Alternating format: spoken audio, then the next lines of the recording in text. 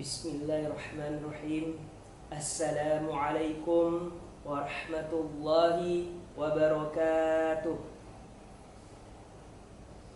Alhamdulillahi rabbil alamin. Wabihi nasta'inu ala umurid dunya waddin. Ashhadu an la ilaha illallah wa ashhadu anna Muhammadan abduhu wa rasuluh. Allahumma salli ala sayyidina Muhammadin wa ala alihi wa sahbihi ajmain, amma ba'du. Teman-temanku yang saya muliakan dan insya Allah dimuliakan oleh Allah Subhanahu wa ta'ala. Pertama-tama dan yang paling utama, marilah kita panjatkan atas kehadirat Allah Subhanahu wa ta'ala yang telah memberikan kita nikmat kesehatan, kesempatan, serta iman, sehingga kita dapat berkumpul di pagi yang cerah ini. Salawat dan salam kita kirimkan pula kepada baginda Nabiullah Muhammad sallallahu alaihi wasallam, Nabi yang membawa kita dari alam kegelapan menuju alam yang terang menderang. Teman-temanku yang saya muliakan dan insya Allah dimuliakan oleh Allah Subhanahu wa ta'ala,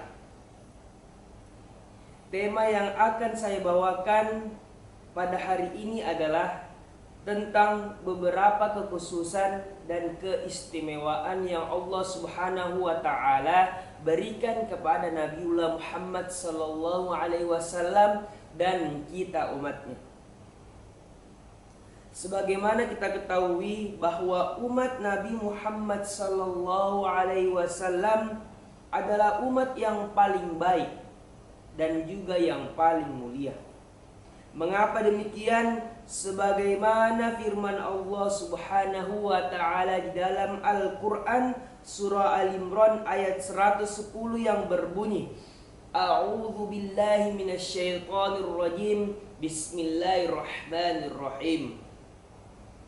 Kuntum khaira ummatin ukhrijat lin-nasi ta'muruna bil ma'rufi wa tanhauna 'anil munkari wa tu'minuna billah.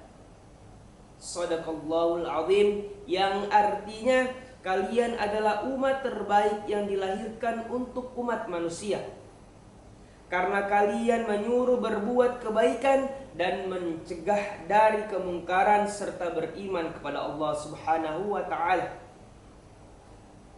Dan juga Rasulullah sallallahu alaihi wasallam bersabda yang artinya kalian menjadi penyempurna 70 umat.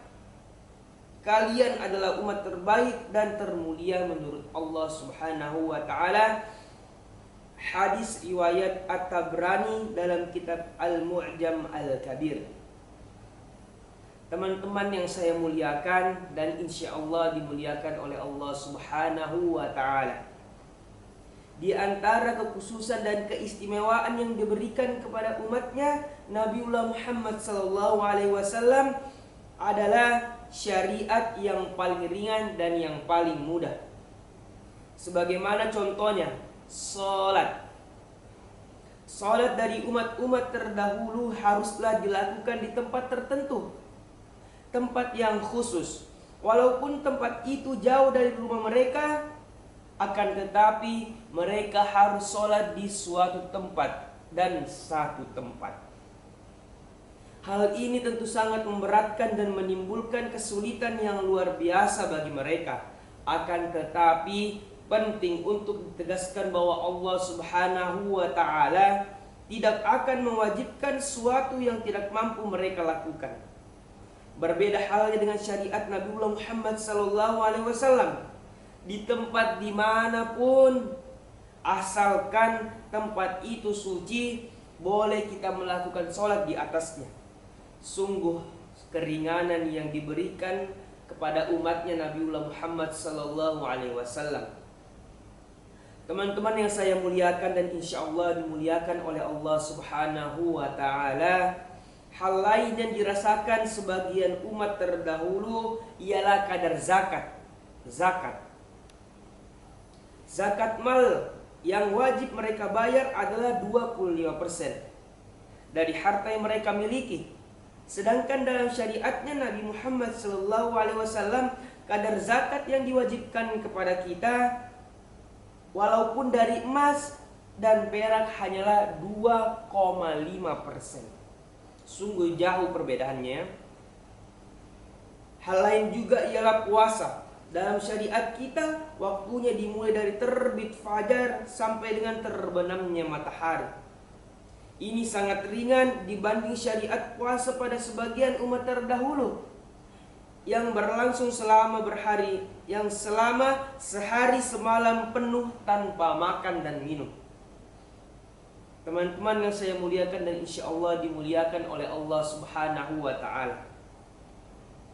Mengenai sholat, kita hanya diwajibkan melakukan 5 waktu dalam sehari.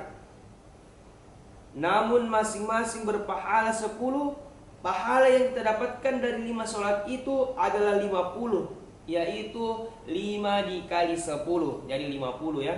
Subhanallah. Allah tidak hanya menurunkan syariat yang ringan dan mudah kepada umat ini. Lebih dari itu, Allah juga mengaruniakan pahala yang berlimpah kepada kita umatnya Nabiullah Muhammad SAW. Teman-temanku yang saya muliakan dan insya Allah dimuliakan oleh Allah Subhanahu wa ta'ala, adapun wudu bukanlah kekhususan dari umat ini. Pada umat-umat terdahulu juga ada syariat wudu. Akan tetapi ada yang namanya gurrah dan tahjil.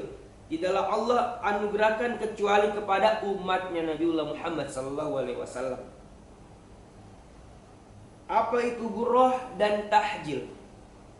Jadi gurrah dan tahjil adalah tanda khusus bagi umatnya Nabi Muhammad SAW pada hari akhir kelak, pada wajah, tangan, dan juga kaki mereka, yaitu cahaya mereka melebihkan basuhan wudhu pada bagian seputar wajah, bagian di atas siku-siku tangan, dan bagian di atas mata kaki.